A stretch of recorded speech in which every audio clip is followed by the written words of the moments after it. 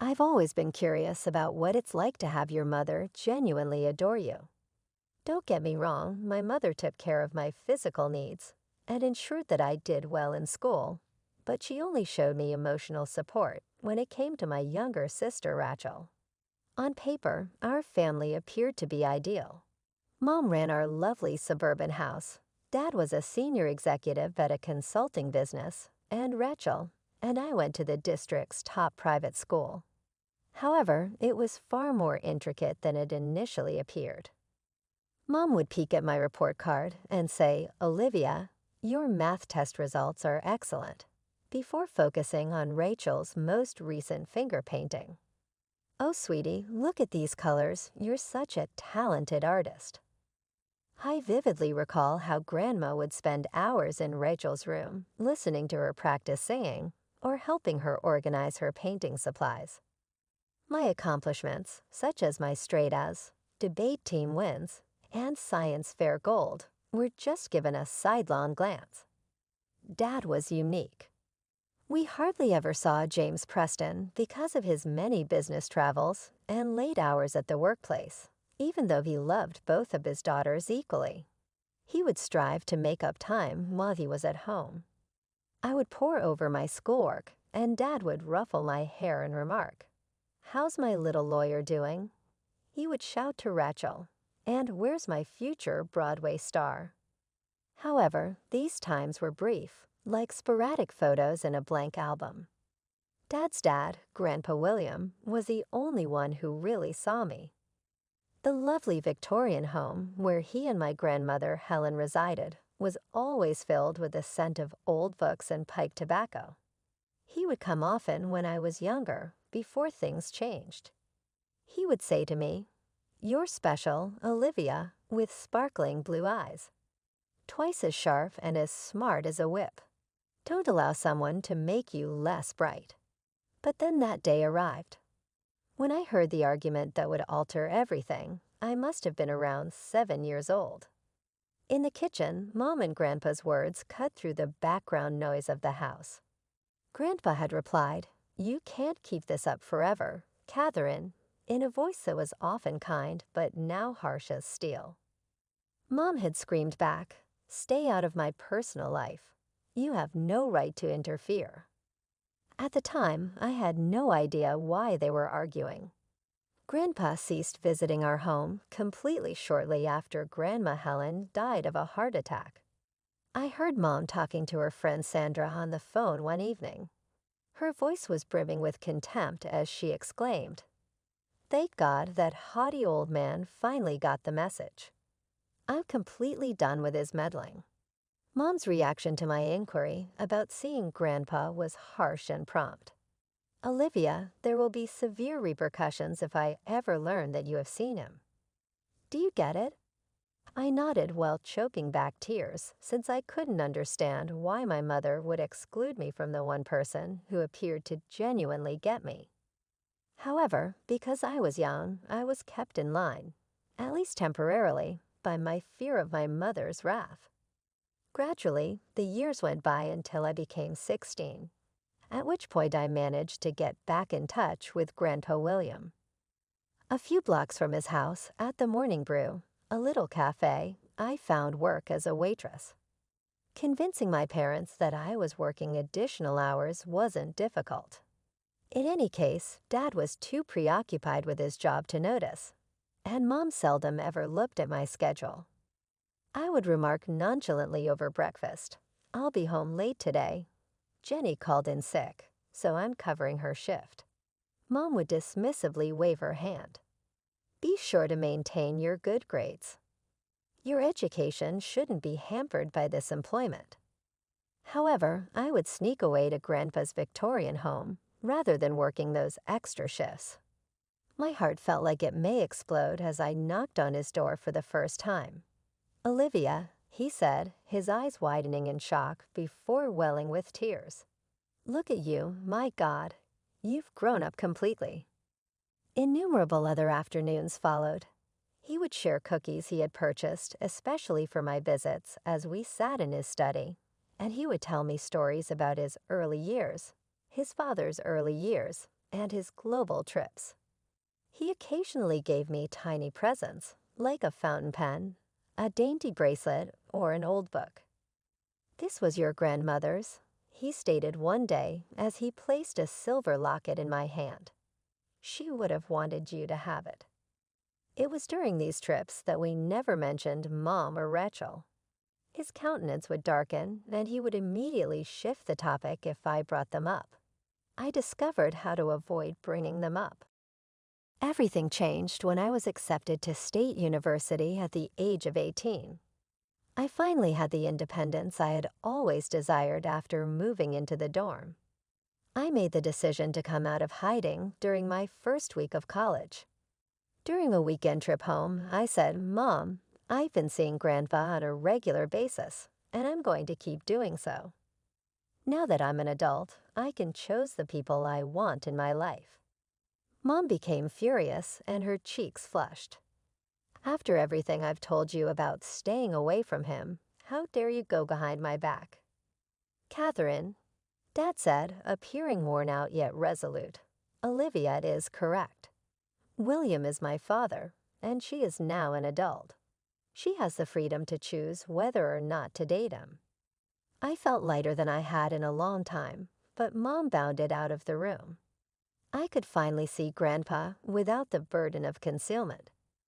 Over the next year, our bond only got stronger. We would speak about everything and nothing for hours when I would go see him in between semesters. In addition to being my grandfather, he also became my closest confidant and buddy. That's why his death hit me so hard. It happened suddenly, a massive heart attack while he was working in his garden. One moment he was there, vital and full of life, and the next gone. I got the call during my morning lecture, and my world stopped spinning. I remember running out of the classroom, barely able to breathe, barely able to think. All those years of secret visits, of stolen moments, of finally being able to love him openly, and now he was gone. The lawyer's office felt suffocating as we all gathered for the reading of Grandpa's will. Mr. Harrison, a silver-haired man who had been Grandpa's attorney for decades, sat behind his mahogany desk, adjusting his wire-rimmed glasses as he prepared to read the document. Dad sat rigid in his chair, his face a mask of grief. Rachel fidgeted nervously beside Mom, who kept shooting me suspicious glances. I stared at my hands, trying to hold myself together. "Shall we?" began Mr. Harrison, clearing his throat and starting to read. I wasn't prepared for what came next. None of us were. I, William Preston, being of sound mind, hereby bequeath all my property and assets to my granddaughter Olivia Preston. The silence that followed was deafening. I looked up to see everyone staring at me. The inheritance included the Victorian house, his investments, savings, everything. Nearly $1.5 million in total. Dad's face showed surprise, but he remained quiet. Rachel's eyes were wide, but she too said nothing. It was Mom who exploded. "This is absolutely outrageous." She shot up from her chair, her face contorted with rage. How dare he leave everything to her? What about Rachel? What about Jenny? This is completely unfair. "Catherine, please," Dad tried to calm her, but she was beyond reason. "No," she whirled to face me. "You have to share this with your sister. Half of it should go to Rachel. It's only fair. You can't possibly keep all of this for yourself." I sat there, overwhelmed. Of course I cared about Rachel, but this was Grandpa's decision. His last wish. "Mom, I don't." "Mommy," she snarled, "you manipulated him, didn't you? All those secret visits over the years. You turned him against us." "Mrs. Preston," Mr. Harrison intervened. "The will is legally binding. Your father-in-law was very clear about his wishes." The rest of the meeting passed in a blur of legal terms and paperwork. Mom continued to fume, while Dad and Rachel remained silent. though I could see the hurt in their eyes. The next morning, I returned to Mr. Harrison's office alone. I needed to understand more about the will, about possible ways to handle this situation that wouldn't tear my family apart. Miss Preston, Mr. Harrison said, studying me carefully over his glasses. There's something else you need to know. He reached into his desk drawer and pulled out a small brass key. Your grandfather left this for you. It opens the safe in his office. He was very specific about this. He said you'll find answers to all your questions there. I drove to Grandpa's house in a daze, the key feeling impossibly heavy in my pocket. The Victorian house stood silent and empty, dust motes dancing in the afternoon sunlight that streamed through the windows. My footsteps echoed on the hardwood floors. As I made my way to his office, the safe was hidden behind a painting of the sea. I'd always admired it during our talks, never knowing what secrets lurked behind it. My hand shook as I inserted the key into the lock. Inside, I found 2 items: a letter addressed to me in Grandpa's familiar handwriting and a thick manila envelope. My dearest Olivia, the letter began. I sank into his leather chair, the paper trembling in my hands. If you're reading this, then I'm no longer here to tell you this in person, something I've wrestled with for years. What I'm about to share will be difficult to read, but you deserve to know the truth about our family. I continued reading, each word hitting me like a physical blow. Grandpa explained how he'd hired a private investigator years ago, driven by suspicions he couldn't ignore, suspicions about Rachel's paternity. The evidence was undeniable. He wrote your mother had been having an affair for years with a man named Michael Pearson, but the true shock came when I discovered that Rachel was born from this relationship.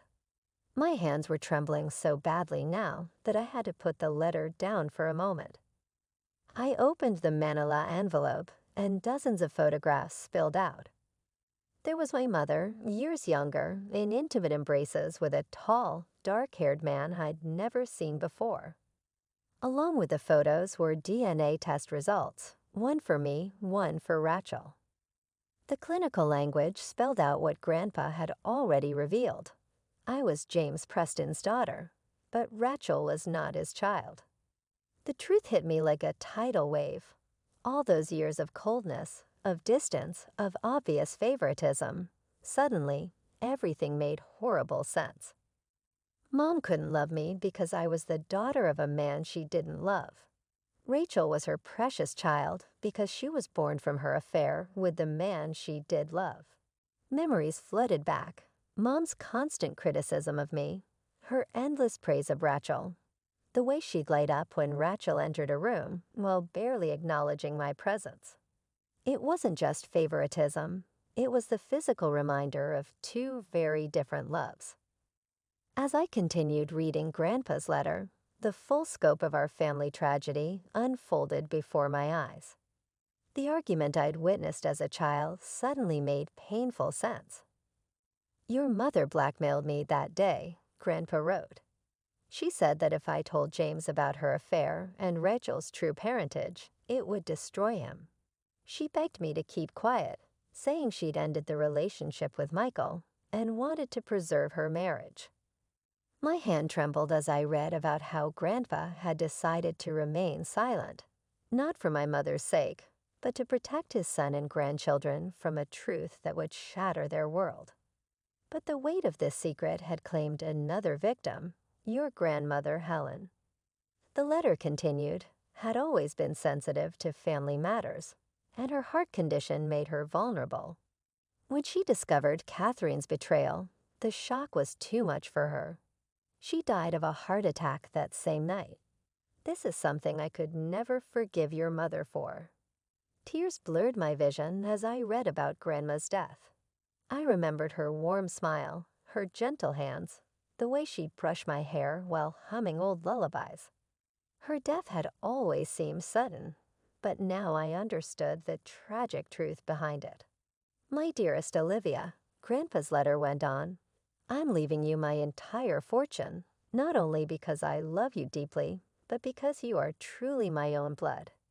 You are James's daughter, a true Preston, and I know you will handle this inheritance with wisdom and grace. However, I want you to know that you have complete freedom to share this money as you see fit. My only wish is that you use this truth to bring justice to our family in whatever way you deem right. The letter ended with a final apology for burdening me with such a heavy truth, but I knew there was no turning back now. After a sleepless night spent processing everything I had learned, I made my decision. The following Saturday, I drove to my parents' house, the envelope of evidence tucked securely in my bag. Mom answered the door with her usual cold demeanor, but this time it didn't hurt like it used to. Now I understood why she'd never been able to love me properly. "We need to talk," I said firmly, following her into the living room where I'd spent so many years trying to win her approval. "There's nothing to talk about," she snapped. "You need to share the inheritance with Rachel, or I'll take legal action. You can't keep all of it for yourself." I took a deep breath. "I know everything, Mom.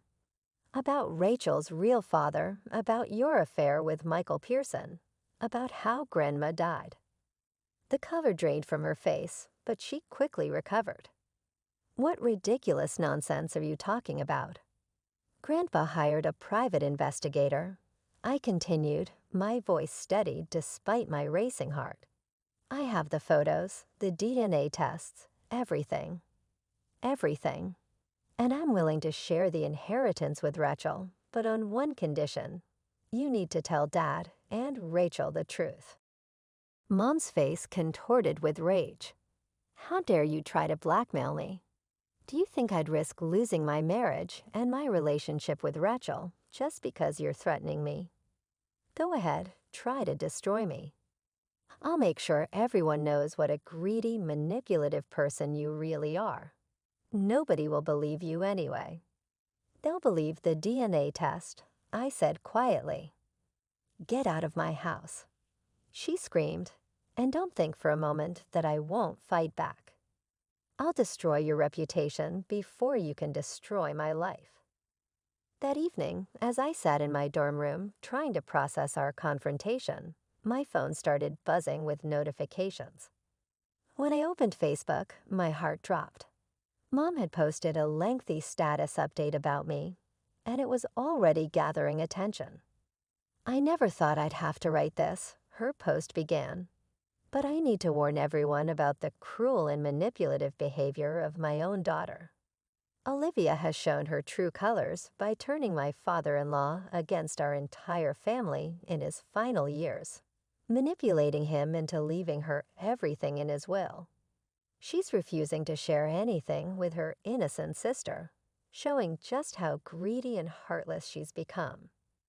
The post went on, painting me as a master manipulator who had somehow brainwashed Grandpa. She secretly visited him for years, poisoning his mind against us, all for money.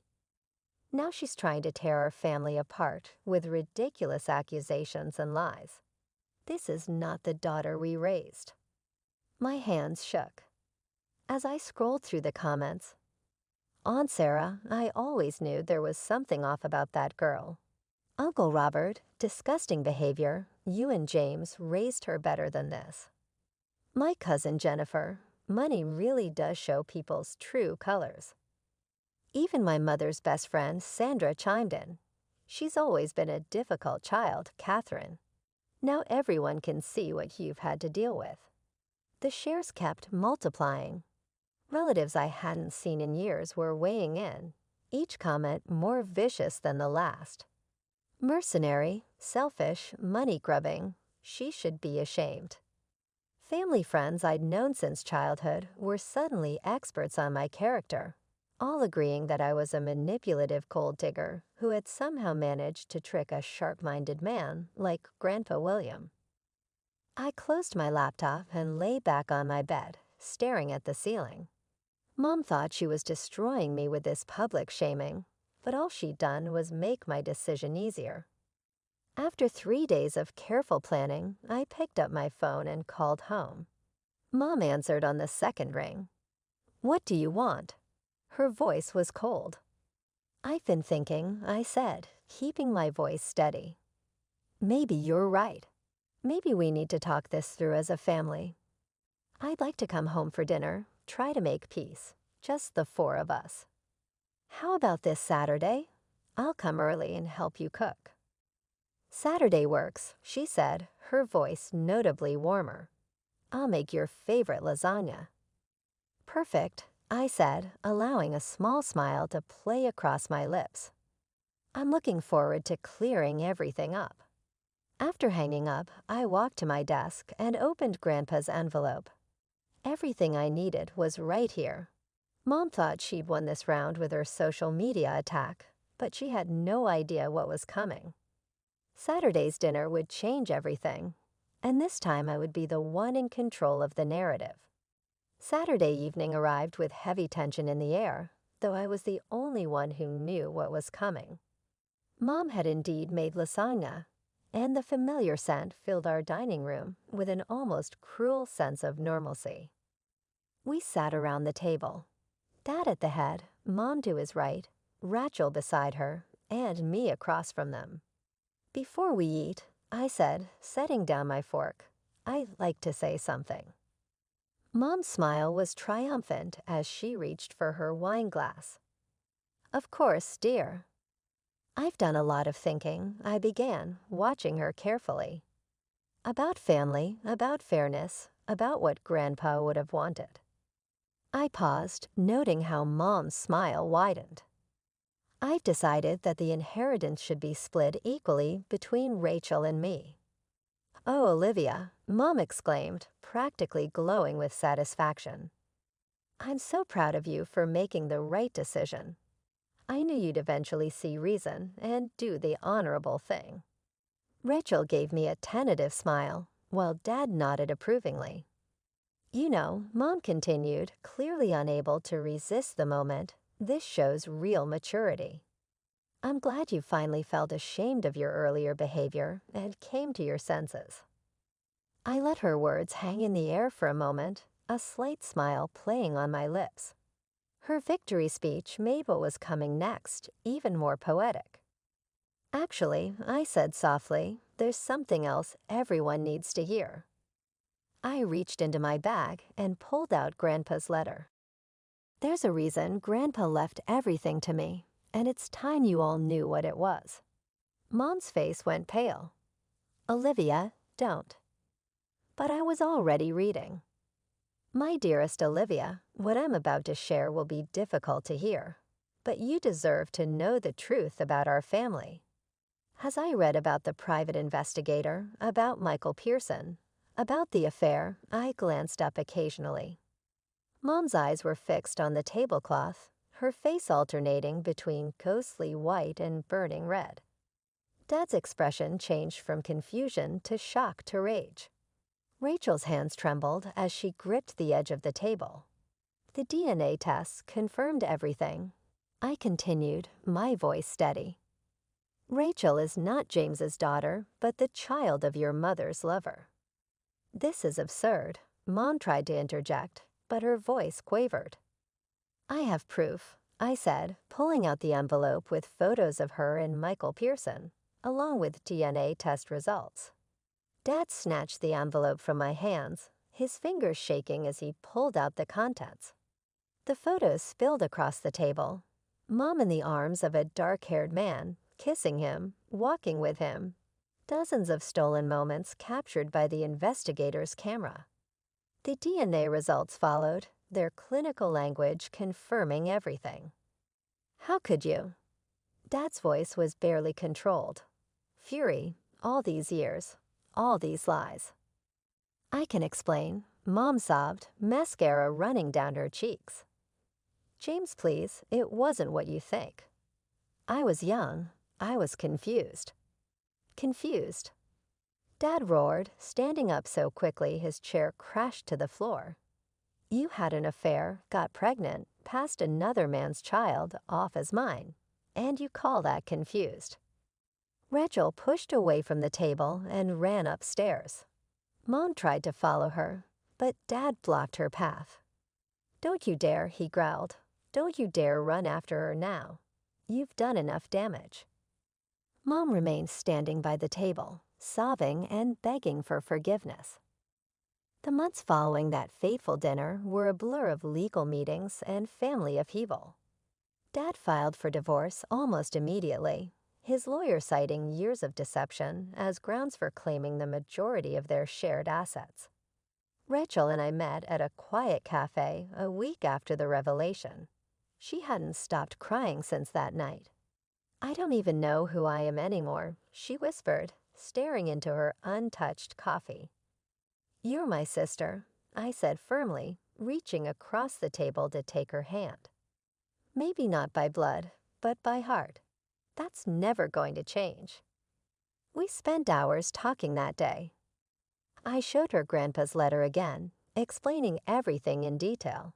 How he discovered the truth, how it had affected Grandma, why he'd kept silent all these years. "I want you to have half the inheritance," I told her. "Grandpa left that decision to me, and you're my sister regardless of DNA." Rachel burst into fresh tears, but this time with a smile. True to my word, I split the inheritance equally with Rachel. We used some of the money to help Dad start over. He'd moved into a small apartment and needed to rebuild his life from scratch. After the truth was revealed, the social media tempest drastically changed direction. All of those family members who had been eager to criticize me suddenly stopped talking and began apologizing. Aunt Sarah wrote, "Olivia, I'm so sorry for what I said. I was unaware of your mother's actions. Without knowing the whole facts, we ought to have known better than to pass judgment. You demonstrated incredible fortitude and dignity throughout this entire ordeal," Uncle Robert wrote. "I defended Catherine for years, never knowing the pain she caused you," said Sandra, Mom's best friend. "I sincerely hope you would pardon my harsh remarks." Occasionally, during calm times, I question whether I made the correct decision. Was splitting up our family worth it? Was Rachel suffering the breakdown of my parents' marriage and the public scandal worth seeking retribution for? However, I also recall the years of emotional neglect, the way Mom manipulated everyone around her, and the hurt that her decades of dishonesty caused Dad. Grandma Helen comes to mind. She passed away because the reality was too painful. For years, Grandpa carried this weight alone, striving to keep everyone safe till the very end, as I recall. No, I wasn't seeking retribution. For the sake of justice, I did it for Dad, who should have known the truth about his marriage. For Rachel, who should have known who she really was. For Grandma, whose passing should have been acknowledged. And for Grandpa, who trusted me to make things right. I haven't talked to Mom since that night, although she still lives in the town. I occasionally come across her social media posts. Few people now believe her when she tells a new story about being the victim of a spiteful family. Even if a lie is well crafted, the truth has a way of holding its own. Through all of this, Dad, Rachel, and I have become closer. We assist one another as we continue to heal by getting together for weeks. I've always been curious about what it's like to have your mother genuinely adore you. Don't get me wrong, my mother took care of my physical needs and ensured that I did well in school, but she